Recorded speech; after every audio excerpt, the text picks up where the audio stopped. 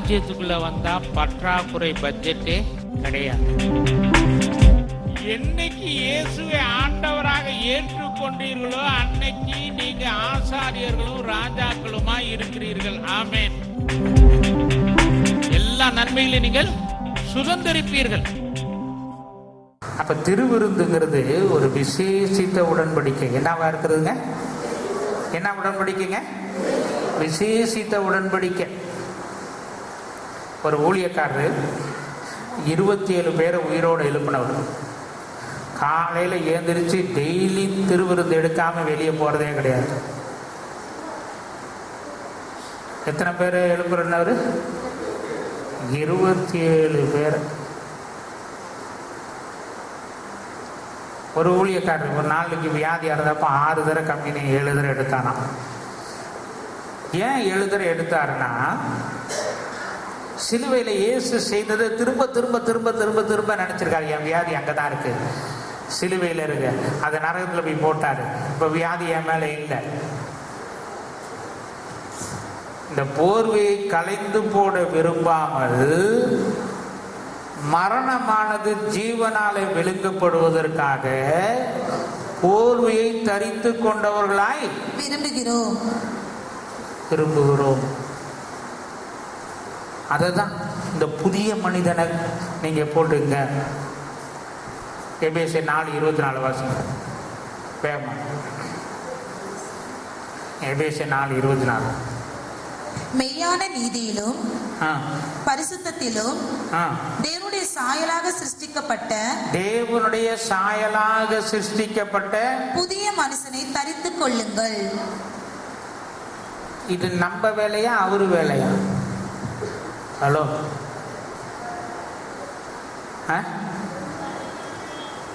காலையில் ஏந்திரிச்சு ட்ரெஸ்ஸை போடுறப்ப இயேசுவே மகு சோத்திரம், நீர் தான் என்னுடைய கோட்டு. என்னங்க? நீர் தான் என் வஸ்திரம். கரெக்டாக சொன்ன, நீர் தான் என் வஸ்திரம், உண்மையே நான் தரித்து கொண்டிருக்கிறேன் அப்படின்னா பிசாசு பக்கத்தில் இருப்பானா தூரத்தில் இருப்பானா? பக்கத்திலே வரமாட்டான். வியாதி பக்கத்திலே வராது. டெய்லி போடுவீங்களா போட மாட்டீங்களா ட்ரெஸ்ஸு?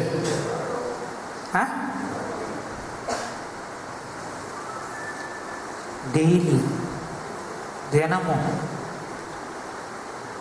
தரித்து கொண்டவர்களானால் நிர்வாணியாய் காணப்பட மாட்டீர்கள்.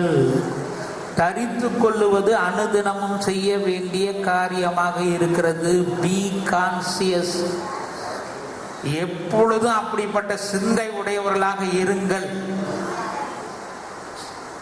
எப்பொழுதும் அப்படிப்பட்ட ஞாபகப்படுத்துறதுக்கு தான் இங்க வந்து நாம கேட்கிற அந்த வார்த்தை. மீண்டும் மீண்டும் உங்களை ஞாபகப்படுத்துவது அவசியமாக இருக்கிறது. ஆமென். மீண்டும் மீண்டும் உங்களை ஞாபகப்படுத்துவது. சபை எப்ப திருவிருந்து கொடுப்பாங்கன்னு நினைக்கிறேன். சபை திரும்ப திரும்ப அங்க ஒரு தெய்வீக சுகம் இருக்கிறது. என்ன இருக்கிறவங்க தெய்வீக சுகம் இருக்கிறது. நீங்க நல்லா விளைக்கணும் இந்த காரியத்தை. இது என் இரத்தத்தினாலாகிய புதிய உடன்படிக்கையா இருக்கு. என் இரத்தத்தினாலாகிய புதிய உடன்படிக்கையா இருக்கிறது. என்னை நினைவு கூறும் பொழுதெல்லாம், நீங்கள் இதை பானம் பண்ணும் போதெல்லாம், பானம் பண்ணும் போதெல்லாம் என்னை நினைவு கூறும்படி இதை செய்யுங்கள் என்றார். என்னை நினைவு கூறும்படி இதை செய்யுங்கள் என்றார். நான் ஒரு தடவை திருவிருந்தை பத்தி திரும்ப திரும்ப ஆண்டவர் சொல்றதுனால நான் திரும்ப சொல்றேன் உங்களுக்கு. கோயம்புத்தூருக்கு ஒரு ஊழியத்துக்கு போயிருந்தேன். போனோடனே இந்த ராமகிருஷ்ணா மிஷன் ஹாஸ்பிட்டல் ஒரு ஹாஸ்பிட்டல் இருக்கு. அங்கே விசேஷமாக இந்த சிறுநீரக மாற்று அறுவை சிகிச்சை பண்ணுவாங்க. அங்கே கண்ணன் ஒரு சகோதரிக்கு சிறுநீரக மாற்று அறுவை சிகிச்சை பண்ணிட்டாங்க. பண்ணிட்டோன்னா அந்த இன்னொருத்தருந்து வாங்கினதுனால 90% மேலே ஒத்துக்கலையாம். 90% மேலே ஒத்துக்கல. அந்த நேரத்தில் என்னுடைய நண்பர்கள்லாம் அவங்க போய் ஆண்டவரை பற்றி சொல்லி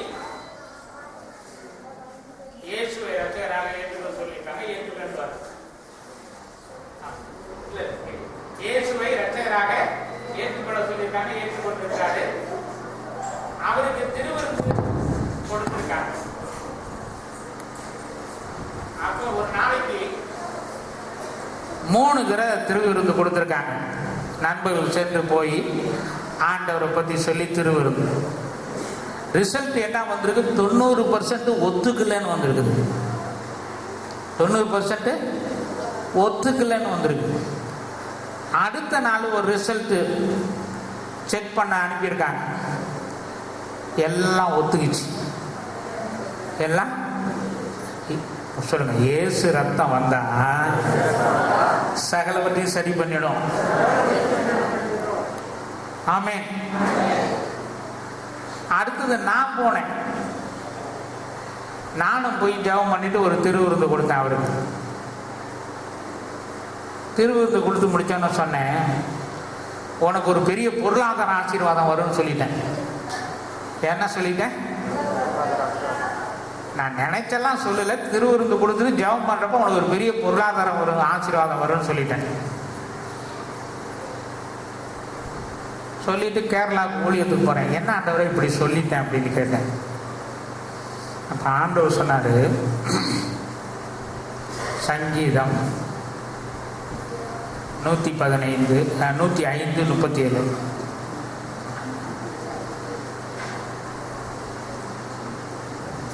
அவர்களுடைய தேசத்தில் உள்ள சகல பூண்டுகளையும் அறுத்து அவர்களுடைய நிலத்தின் கனியை தின்று போட்டு. சங்கீதம் 115:37. அப்பொழுது அவர்கள் வெள்ளியோடும் பொன்னோடும் 105 அப்பொழுது அவர்கள் வெள்ளியோடும் பொன்னோடும் 105:37. அப்பொழுது அவர்கள் வெள்ளியோடும் பொன்னோடு புறப்பட பண்ணினார். அவர்கள் கோத்திரங்களில் பலவிடப்பட்டவர் ஒருவனும் இருந்ததில்லை. அப்பொழுதுனா எப்பொழுது? இஸ்ரவேல் ஜனங்கள் எகிப்திலிருந்து அந்த பஸ்கா ஆட்டுக்குட்டியுடைய அந்த பஸ்கா ஆட்டுக்குட்டியை புசித்த பிறகு வெள்ளி உடைமைகளையும் பொன்னுடைமைகளையும் புறப்பட பண்ணினார். அப்ப திருவிருந்து எடுத்த உடனே முதல்ல என்னது? அப்பொழுது அவர்கள் வெள்ளியோடும் புறப்பட்டார்கள், அவர்கள் ஒருவனும். அப்போ முதல் ஆசீர்வாதமே வெள்ளியும் பொண்ணும் தான் ஜனங்களுக்கு ஆண்டவர் கொடுக்கிறார். அடுத்தது ஹீலிங். இப்படி நான் சொல்லிட்டு வந்தேன். நீ வசனத்தின்படி தான் சொன்னேன்னாரு. அடுத்த கோயம்புத்தூருக்கு நான் போயிருந்தப்ப நான் பேசுற சர்ச்சில் இவர் டெஸ்ட் பண்ணி கொடுத்தார். இந்த கண்ணன் இந்த பிரதர் இப்படி சொல்லிட்டு போனாரு. அடுத்த நாள் டாக்டர் வந்தாங்க, 2 லட்சம் ரூபாய் பீஸு அப்படின்னாங்க. எவ்வளவு? 2 லட்சம் ரூபாய் பீஸு. அப்போ நான் என்ன செய்யறதுன்னு தெரியல, என்கிட்ட அவ்வளோ பணம் இல்லை. அந்த டாக்டரை கேட்டேன். அவர் சொன்னார், 1,80,000 ரூபாய் நான் உங்களுக்கு ஃப்ரீயாக கொடுத்துட்றேன், 20,000 ரூபாய் அடுத்த ஹாஸ்பிட்டலில் போய் செக்கிங் பண்ணதுக்காக கட்ட பணத்தை கட்டினா போதும் அப்படின்னாங்க. அப்ப திருவிருந்துக்கு அடுத்ததாக உடனடியான ஒரு ஆசீர்வாதம் என்னதுங்க? பொருளாதார ஆசீர்வாதம். அடுத்தது தெய்வீக சுகம். இது ரெண்டும் தேவனிடத்திலிருந்து தான் வருகிறது. ஆமென். பொருளாதார ஆசீர்வாதம் உங்க மூளையின் அறிவின் அடிப்படையில் கணக்கு கூட்டல்னால வர்றது கிடையாது. தேவனுடைய ஆசீர்வாதம் ஐஸ்வர்யத்தை தரும். அதனோட நம்ம சொந்த புத்தியில ஐஸ்வர்யத்தை சம்பாதிச்சா வேதனையும் வரும்.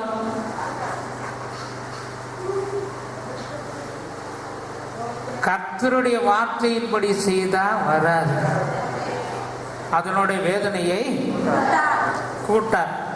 நாம ஆசீர்வதிக்கப்பட்டவர்கள் என்ற அறிவு இருந்தா உங்க வாழ்வின் எல்லா பகுதியிலும் ஆசீர்வாதம் இருக்கும். ஆமென். உங்க வாழ்வின் எல்லா பகுதியிலும் ஆசீர்வாதம் இருக்கும். நிறைய பேர் என்ன நினைக்கிறாங்க, இவங்க இப்படிதான் ஆசீர்வாதத்தை பத்தியே பேசுறாங்க அப்படின்னு. எனக்கு பைபிள் வசனம் தெரியும். போதும் என்ற மனதோடு கூடிய அப்படியே மனப்பாடமா சொல்லுவோம். பண ஆசையே எல்லா பாவங்களுக்கும் உங்களுக்கும் தெரியும், எனக்கும் தெரியும். நிறைய பேர் போதும் போதும் இலைய போட்ட உடனே போதும் போதும், சோறு உழுவாது, வெறும் இலையை தான் திங்கணும். இங்க ஒண்ணு பிள்ளைக்கு கட்டுறதுக்கு பீஸ் இல்லை, வீடு சொந்த வீடு வாங்குறதுக்கு பணம் இல்லை, போதும் போதும்னா எப்படி இலையில சோறு விடும்? நான் சொல்றது விளக்குதா உங்களுக்கு? எபேசு சபை வந்து ஒரு ரிச்சான சபை, ரொம்ப பணக்கார சபை. தீமோத்தேயு வந்து எபேசு சபைக்கு பிஷப்பா இருந்தார். அவர் எபேசு சபைக்கு எழுதும் பொழுது 1 தீமோத்தேயுல 6ஆம் அதிகாரத்தில் சொல்றார், இவங்க பிசினஸ் ஞாயிற்றுக்கிழமையும் சபைக்கு வர்றதில்லை. ஏற்கனவே ரொம்ப ஓவர்லோடு, கணக்கே வைக்க முடியாத அளவுக்கு இருக்குது. ஒழுங்கா கர்த்தருடைய ஆலயத்தில் வந்து தெழுது கொள்ளுங்கிறதுக்கு அவங்களுக்கு புத்திமதி எழுதினார். இங்க இலையே போடவே இல்லை, அதுக்குள்ளேயும் போதும் போதும்னா என்ன அர்த்தம்? நான் சொல்றது புரியுதா? புரிஞ்சவங்களும் ஒரு ஆமென் சொல்லுங்க. அதே அதிகாரத்துல தான் தேவன் எழுதியிருக்கிறார் தம்முடைய ஊழியக்காரரை கொண்டு. 1 தீமோத்தேயு, இவ்வுலகத்தில் ஐஸ்வர்யம் உள்ளவர்கள் இருமாப்பான சிந்தை உள்ளவர்களாய் இராமலும், இவ்வுலகத்தில் ஐஸ்வர்யம் உள்ளவர்கள் இருமாப்பான சிந்தை உள்ளவர்களாய் இராமலும்,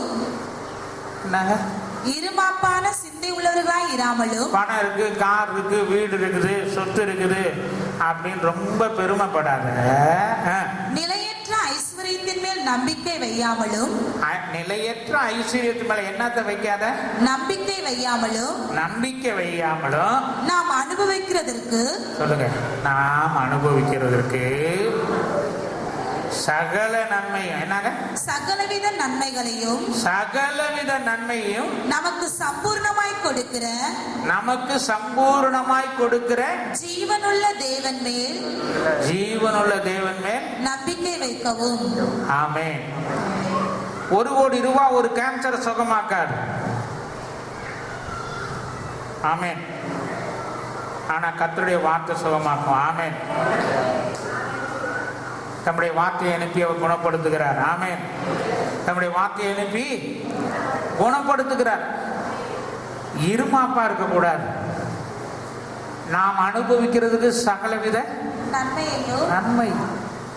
அவரு மனதுல என்ன இருக்குது அதை தான் நம்ம பார்க்கணும். நிறைய பேருக்கு நான் எங்க போயிட்டு வந்தாலும் சரி, அந்த சபையில் இருக்கும்போது புதுசா வீடு கட்டணும், புதுசா இடம் வாங்கணும், அப்படிதான் ஆண்டவர் சொல்லி தராரு. அப்படிதான் நான் சொல்றேன், அது நடக்கும். ஆண்டவர் சொல்லு, அதனாலதான் நான் உங்களுக்கு சொல்றேன். சர்ச்சில் கல்யாணம் பண்றப்ப எல்லா கல்யாணத்திலையும் சங்கீதம் 128 வாசிக்கிறாங்களா இல்லையா? வாசிக்கிறீங்களா இல்லையா? சொல்லுங்க, வாசிக்கிறாங்களா இல்லையா? வாசிங்க. 1 2 வாசிங்க. கர்த்தருக்கு பயந்து அவர் வழிகளில் நடக்கிறவன் எவனோ அவன் பாக்கியவான். உன் கைகளின் பிரயாசத்தை நீ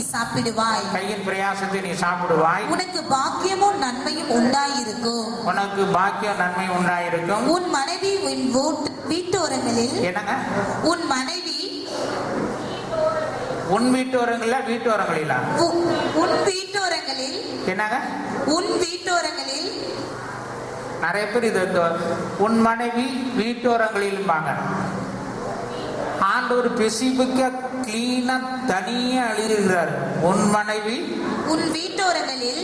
உன் வீட்டுல, வாடகை வீட்டில் இல்ல. மனைவி வாடகை கிடையாதுல்ல, சொந்த மனைவி தானே. ஆண்டவர் மனதுல எப்படி இருக்குன்னா, நீங்க எல்லாம் ஏன் பிள்ளைங்க, உன் மனைவி சொந்த மனைவி, சொந்த வீடு உனக்கு இருக்கணுங்கிறது ஆண்டவருடைய மனசுல இருக்குதுங்க. ஆமென் சொல்லுங்க. வேணுங்க. உன் மனைவி உன் வீட்டோரங்களில் கனிதரும் திராட்சை கொடியை போல் இருப்பாள். ஆமென். நான் சொல்றது விளங்குதா உங்களுக்கு? உங்களுக்கு இப்படிப்பட்ட விருப்பங்கள் தேவனிடத்திலிருந்து வருது.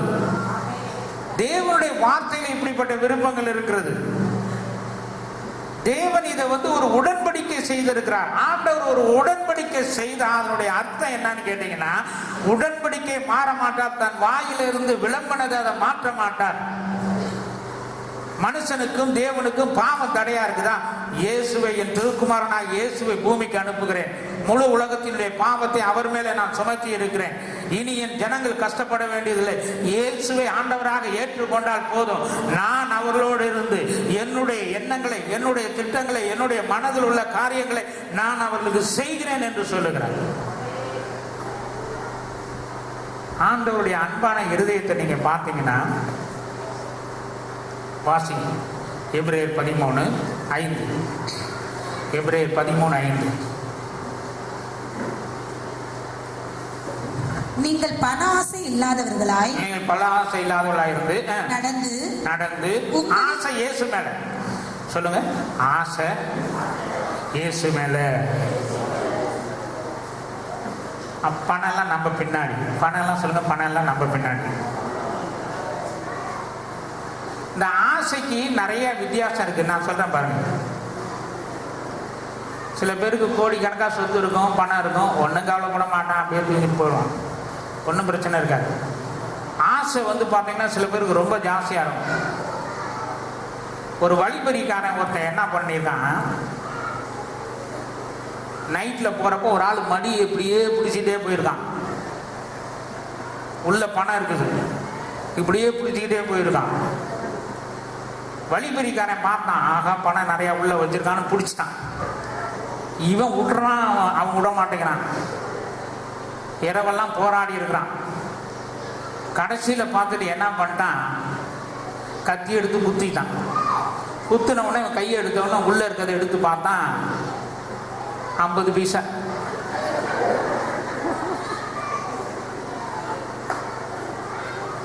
இந்த காசுக்கா நைட்டெல்லாம் போராடினேன்னு அவன் போயிட்டான். நிறைய பேர் இருக்கிற ஒரு 50 ரூபா மேல வச்சிருக்கிற ஆசையை பார்த்தீங்கன்னா, 5000 கோடி ரூபாய் பணம் இருக்கு, அவனுக்கு ஆசையே இருக்காது. இருக்கிற 50 பைசா மேல அப்படியே ஒளிச்சு வச்சுட்டு இருப்பான், அதுதான் ஆசை. புரியுதா உங்களுக்கு? நிறைய பேர் பணக்காரனுக்கு தான் பண ஆசை இருக்குன்னு நினைச்சிட்டு இருக்கிறான், நிறைய பிச்சைக்காரனுக்கு ஆசை இருக்கு. ஹலோ, ஆசை தேவன் மேல இருந்தா பணமும் எல்லாமும் பின்னாடி இருக்கும். எல்லாமே உங்க பின்னாடி. ஆமென். இப்போ வாசிங்க, நீங்க பண ஆசை இல்லாதவர்களாய் நடந்து உங்களுக்கு இருக்கிறவைகள் போதுமென்று எண்ணுங்கள். நான் உன்னை விட்டு விலகுவதும் இல்லை. என்னங்க? நான் உன்னை விட்டு விலகுவதும் இல்லை. எப்பவுமே போதும் போதுன்ற அளவுக்கு எனக்கு சொல்லுங்க, பக்கத்துல பாருங்க, எப்பொழுதுமே எனக்கு போதும் போதுன்ற அளவுக்கே இருக்கும். ஆமென். எப்பொழுது அந்த மாதிரி தான் நம்ம இருப்போம். அப்படிதான் இருப்போம், சொல்லுங்க, அப்படிதான் நம்ம இருப்போம்.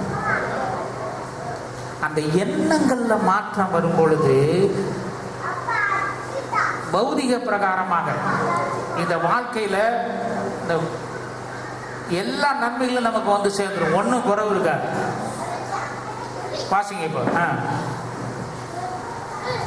நான் உன்னை விட்டு விலகுவதும் இல்லை. என்னங்க? நான் உன்னை விட்டு விலகுவதும் இல்லை. என்னங்க? நான் உன்னை விட்டு விலகுவதும் இல்லை. நான் உன்னை விட்டு விலகுவதும் இல்லை. உன்னை கைவிடுவதும் இல்லை என்று அவர் சொல்லி இருக்கிறாரே. இது 2 தடவை தான் தமிழ்ல சொல்லியிருக்கு. ஆம்பிளிஃபைட் பைபிள்ல 5 தடவை சொல்லியிருக்கு.